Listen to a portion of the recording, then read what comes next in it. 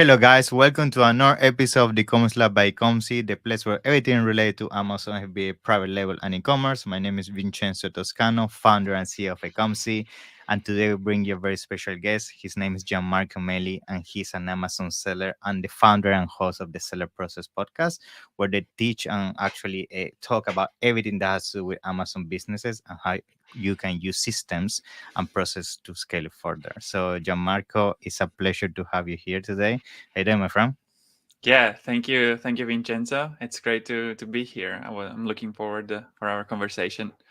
Thank you for being here. I know when it comes to scaling an Amazon business, always the number one question I bet you also get is how you can actually build a team around that and how you can actually start automating the business, because we know that Amazon it has a lot of moving parts, and for sure when you're getting started you can get by doing it yourself, but as soon as you start scaling, you need to hire the right VAs in your team, start building the team, so understanding how to delegate the processes and design SOPs. That's why I think you're the perfect person for that. Now, before we jump into that, for sure, as I do with all my guests in the show, I think it is very important for me and for the people listening this episode to learn more about Gianmarco, how you got started into the e-commerce space, and how that brought you to basically where you are right now. Yeah. Sure, yeah, sounds good. So basically, after university, I moved to Shanghai. It was initially for a master program, and then kind of I fell in love with that. I was supposed to Nice. stay just 6 months, and then I ended up staying there 6 years. So I started as an intern Okay. in China, and then like a year after I arrived, I hired my first intern. So that was kind of Nice. Yeah. a Full cool circle. experience. Yeah, right. It was a good experience. So I launched a startup that was selling it to the in the Chinese market. I had a Chinese co-founder that was developing the app. It was basically like a grocery store for food products Okay. made in Europe or in the US, and we were selling in China. That company, lasted a couple of years. I did all the mistakes in the book, and I learned a lot. It was my That's first the best company. way. The best way Yeah, to learn. exactly. It was my first company at 24, so I Yeah. really didn't know anything Yeah. about doing business. So I learned a lot. It was a great experience. We got investors. We got into an accelerator program. Nice. So it was a very nice experience. And then that's where I started learning about Amazon. In Mm-hmm. my during my lunchtime, I was watching videos on YouTube on how to sell on Amazon. And then Yeah. because I knew a little bit of Chinese, and I was in Okay. China. I was living in Shanghai, so I started approaching factories, and very Wow. very shortly I launched my first product. Okay. And from there, basically, I'm still doing that. It's been 5 years now that I'm selling on Amazon, still with the same brand. I changed different products over time. Okay. But now, we're doing over seven figures. Nice. It's going very well, and we expanded it with this podcast, a seller process, where I do consulting for brands and other Okay. sellers, and creating like different digital products. We have SOPs, systems, hiring Yeah. process, and so on. So this is my story so Wow. far. Amazing. Amazing journey. And congrats on what you have achieved so far, by the way. I mean, what I love about your story, and I think for sure you will agree with me that this helped you a lot, is that when you started doing your Amazon business, you were in China. And I think the reason why I think this is very important is because you were basically on the ground when everything happens in terms of the manufacturing lines. You could have that one-to-one communication that the reality is that most Amazon sellers don't have that opportunity, And I guess you learn everything inside out in terms of how to negotiate and things like that. And I bet that helped you a lot, right? And you learn a lot from that process. Yeah. In a way, yes. I would say it's not like super critical, to be Okay. honest, because obviously they're like super Yeah, big for sure. sellers who never been in Yeah, to China China. in their Yeah. life, right? Yeah. Yeah. So it is totally possible without that. I would say there is a little bit of advantage in terms of communication. Okay. I would say maybe I have a little bit of better understanding of how Chinese think, and Yeah. so I can approach them even just as simply, Negotiation and all yeah, of that. Yeah. even as simply as writing them a few words in Mm-hmm. Chinese. I still speak with them in English because Okay. I'm not that fluent in Chinese, Okay. but even just approaching them a little bit with Chinese and telling them things that I know about China, Yeah, it that's kind of very good. Mm. builds up rapport faster, right? So Yeah. they kind of trust you more because I just tell them that I was living in Shanghai and we were talking about Shanghai and things like that. But so Okay. I would say it's more like a benefit in terms of relationship, but not like a real business benefit. Okay, that's very good to know. Now you mentioned also something when you were giving us your journey that you reached a point that basically you need to take the decision around creating your team processes and all of that. And I would like to actually use this as an opportunity so we can start digging a little bit further into this topic, which is actually how we start around building a team. I mean, we know a lot of people talk about you need to find BS to maybe help you with a daily task, things to have to do that take a lot of time from you, and you need to actually be working on the business right in the business. And I would like to hear what is your take and when you actually felt during your journey that was the right moment to take that step and proceed to making your own team around that. Yeah. Yeah. All right. So lots of different topics that we can cover around that Yeah. question. So what I can I can distill it into a framework that I Sure. also share with people during my coaching sessions. So I basically created a framework that it's a 4-step framework to Okay. systemize the business. So basically, the first step is to do time tracking and task tracking. What I mean by that is to understand how do you spend your time. Okay, Yeah. because eventually the final result that we want to achieve is to free up your time from the Mm-hmm. operational tasks, from the day-to-day tasks, and focus more of your time into the strategic kind of work. Okay, Yeah. so because you as a CEO or a business owner, you are better off working on your business instead of in the operations Yeah. of the business, right? So first of all, you understand what is that you are doing, how are you spending your time, what are the things you're busy with, and then you start kind of categorizing those items, Mm-hmm. and then you can assign to each of them labels, like the three that we work with is I call it EDO. E stands for eliminate, D for Okay. delegate, and O for outsource. So Okay. basically, what you do is that you can find tasks that can be eliminated at all. Like if they're not, if nobody needs to do that, you should not do it, right? So Mm-hmm. there's opportunity to eliminate something, to streamline processes. Okay, many times you cannot eliminate the whole thing, but just part of it. Like some steps of a process might be Yeah. redundant and not needed, Mm-hmm. right? So you eliminate that. Some you can delegate. Some you can delegate. So we will go there in a second.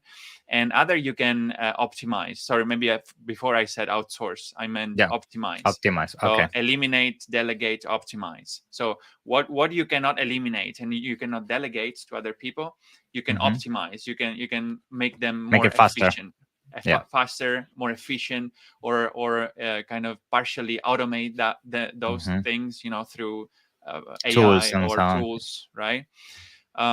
So then the third step is to capture systems and creating SOPs, right? So in order for the next step will be hiring and delegating. So we do that, before we can hire and delegate stuff, we need to create the systems and the procedures, right? So that's the step where we once we know what we want to delegate and what we want to optimize, then we need to create the systems and the SOPs.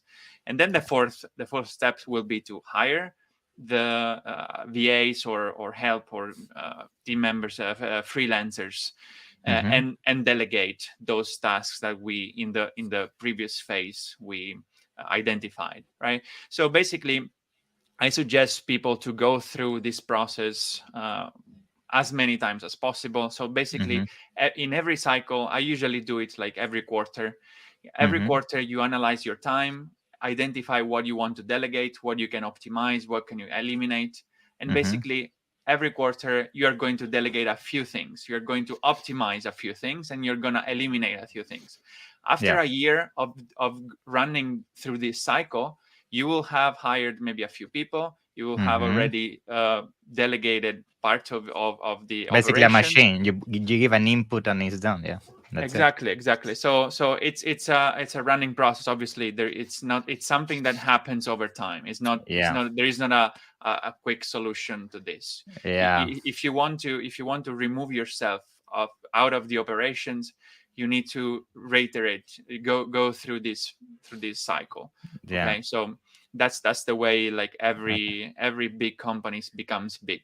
But in Yeah. the beginning, they were just, the owner was doing everything. Even Yeah. we have famous pictures of Jeff Bezos in his Yeah. garage, working Doing at everything. Yeah. doing everything, right? And Yeah. then they are now, like, I don't know, 20,000 people. I'm Yeah. not Yeah. sure how many, but yeah, Yeah. For lots. sure. Yeah, I totally agree with you, and I think it's important we put emphasis into this because I feel when as soon as you give tell somebody as an advice that they need to start outsourcing or delegating and doing systems and everything, the thing is a one-time thing. You do it once, and from one week to another, you are not anymore in the business, and it's not like that. It's something that you need to do one business unit at a time, and you do it slowly because the other mistake I have seen is that sometimes people is actually able to do it one over 1 month period, they delegate everything, but the issue is that when you delegate a lot of times, and I bet you agree with me, at the beginning there is the learning curve of understanding how to do the communication, perfecting those SOPs, things like that. So I totally agree. It's something that takes time and it's not a one-time thing, and you forget about that. Yeah, yeah, Absolutely. Yeah. So people should go through this process over and over, and after sometimes they will find themselves to have less in their plate. That's the for goal. sure. Now, we also talk about delegation, right? And when we talk about delegation, this clearly means start finding people to add to your company and team so they can help you with these extra tasks you start identifying. And a lot of people here is when they start panicking and getting confused because they don't know what are the reliable sources of them of finding the workforce, right? Because there are so many places you can find people to join your business, right? So I would like to ask you, what is right now, would you say, your strategy around this? And if you can share some tips around how somebody can get started in terms of doing the first step and start, hiring people, what we call VAs for your business. Yeah. Yeah, for sure. So first step is, like we mentioned before, is to identify what you need to delegate, what you want to Mhm. delegate. Okay. So I have a few ways to guide people on what they should delegate, because that's kind of one of the first, like, kind of problems people have. Yeah. Like, where do I start? Like, what do I delegate first? Okay. So one way, so I can suggest a few ways on how to identify what to delegate first. So one of them, it's based on priority in terms of, like, how much time the task it's taking you, and Okay. the frequency of that task happening. So Okay. for example, if there are tasks that happen very frequently and they are taking you a lot of time, so you spend hours of your time Mm-hmm. several times a week. Yeah. So that's one of those tasks that you should consider delegating, because it's taking a lot of your time. So it's going to be a big win if you are able to Taken away. Yeah. take it out of your plate, right? So one thing I could think about this is, for example, PPC management. This is Mm-hmm. something that you need to do all the time, A lot. like continuously, and it Daily takes you basis. hours, right? Yeah. So it could be like a good thing to outsource, for example, right, to an agency or to a VA or a freelancer. Another thing can be design. People might be Mm-hmm. busy with designing lots of stuff, and that's something that you should take out off of your plate immediately, unless you're a designer. If you're Yeah. if And you that's love it your and main you like thing. it. Yeah, Yeah. exactly. If that's your main thing, maybe you should then outsource, selling on Amazon, like doing the other things, The right? operations. Yeah. Hmm. Or if you're like a math genius and you really love The reports and numbers and spreadsheets, yeah, yeah. you do PPC by yourself, but then you outsource the other thing. So you need to kind of make a balance of this decision also with like what you're good at. Okay. And that's another way that to identify what to delegate. Like ask yourself what you're not good at, what Hmm. you do not enjoy doing. Those could be some of the first things that you can outsource. And then, like for example, another way to understand that is to delegating first the low value tasks. So everything that wherever you find yourself not adding so much value to it, so let's just delegate that. Like for example, creating shipping plans, or uploading the pictures, or copy pasting, Yeah. the text and the bullet points, Yeah. whatever, all these like very simple things that anybody can do it. You should Hmm. not be doing those kind of things. Just delegate that to a VA. Okay. So Okay. that's how to identify what to delegate. Then how we start to find these people. Hmm. There are several websites, there are several ways to do it. Usually what people do is to just focus on one source, Okay. but they many times they don't understand that hiring, it's a numbers game. So Yeah. you want to have as many applications as possible. You want to get as many people as possible. You want to evaluate as many as Yeah. possible, so To that have a you point of can comparison, basically. Yeah. exactly, you can compare Hmm. many, and Hmm. then you can pick you can be very, very picky. Okay. So Hmm. you must force yourself to be very picky. If you only have one or two options, it's just a Yeah. dilemma. It's Should a I choose gamble. this It's a guy or gamble. Yeah. exactly, right? But instead, if you have 100 applications, then okay, you can be Yeah. super picky. You say, okay, this guy has this little thing, Yeah. just Okay. drop it off, right? So that's where it comes useful, using a system instead of like the manual way. So I call it what people do right now, I call it the old manual way. So they Yeah. just do everything manually through these Hmm. websites, and just gather information by emails and things like that. But a system, like a proper database with a structure that collects data of these applicants, it's something that steps up your hiring game a lot, and it will basically improve everything Okay. to identify the right people. Yeah. So just to be more like practical and give you like a few names, where I look for VAs is Okay. onlinejobs.ph. Hmm. That's one of the main ones. And then like Facebook groups and LinkedIn groups. There are Hmm. lots of, if you just search virtual assistant or social media manager, whatever, Yeah. designers, whatever you're looking for, Or you can there just are make like, a post like I need a VA and you're gonna get hundreds of requests. also, yeah. Yeah. Depends what kind of Yeah. Yeah. profiles you're looking for. Yeah. But yeah, there are lots of also groups as well on Facebook, LinkedIn. There is Indeed. There is a free app, Hmm. and Upwork as well. So what Okay. I do is to basically post my job posting in all these Mm. places. And actually, I went a step further. So I trained a VA with my hiring process, and now my Mm. VA it's helping me Interesting. hiring VAs. I see. So Yeah. that's kind of a little step The next further, level. but yeah, but because this is still something that it requires a lot of time, and Yeah. it's a key component of every business. Hiring, it's something that even big companies, sometimes the CEO still is the one involved in the final decision, even in very, very large companies, Yeah. because they understand that hiring somebody, it's key, It's because important. it's especially in the beginning, Yeah. when it's just you and somebody else, Okay. it's gonna be critical. Okay. And this one, just to give also some clarity, you mentioned that usually you advise to kind of design a system around integrating all this information, and from there, I guess having a betting system to then reach, I guess, the final phase where you have maybe 5, 10 applicants, and that's where most likely you jump in and have calls with them, I guess, right?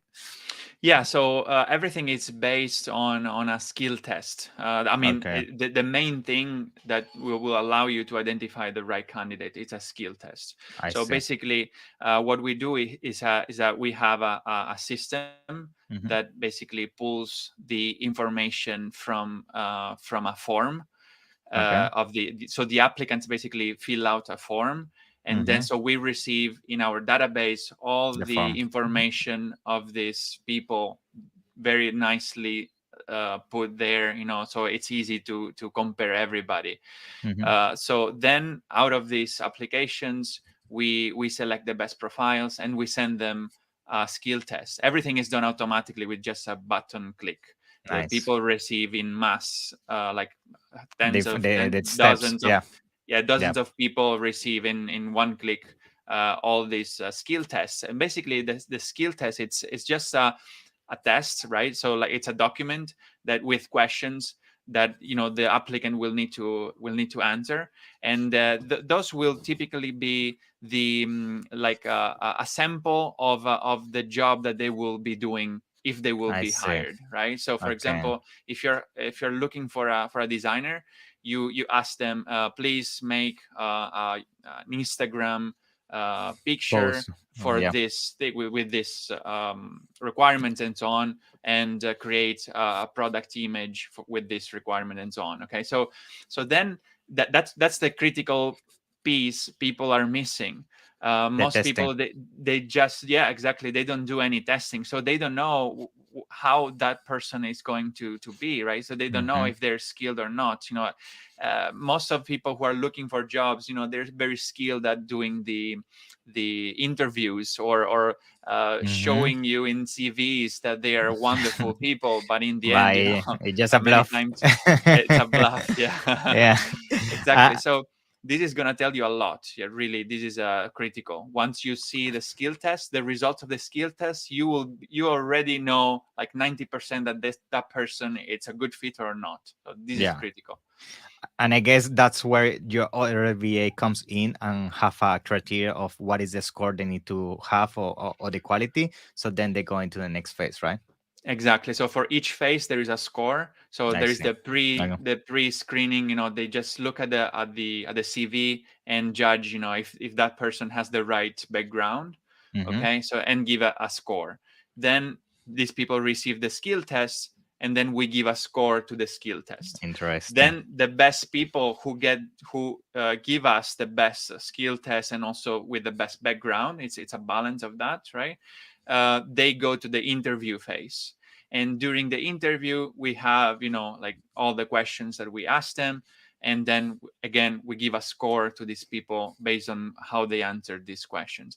And another key point of interviews is that, first of all, so there are 2 points that most people don't do. So first of all, we do text-based interviews. So our Okay. interviews are on WhatsApp or WeChat. Um. Okay, so it's Okay. text based, because Okay. that's the reason we do that is because first of all, the answers stays there, and we Mm-hmm. can look at them multiple times after that.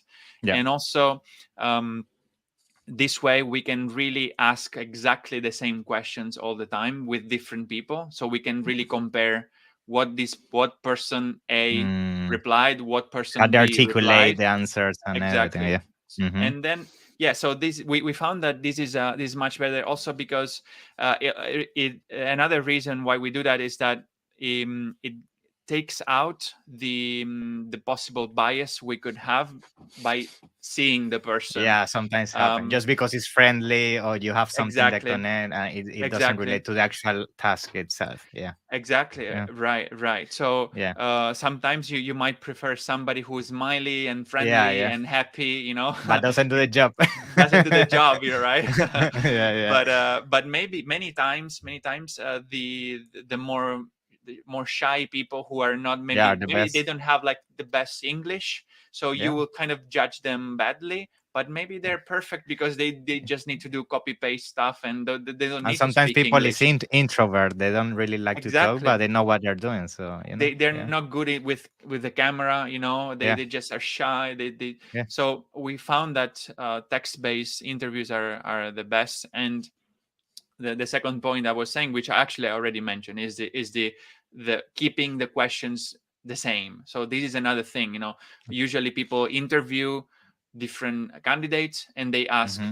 different questions. Yeah. But and then how can they compare them? Look, so they kind of finish the last interview and they say, oh damn, I don't know. I mean, I asked different questions to different people, so now you cannot compare them. So you just wasted time interviewing people.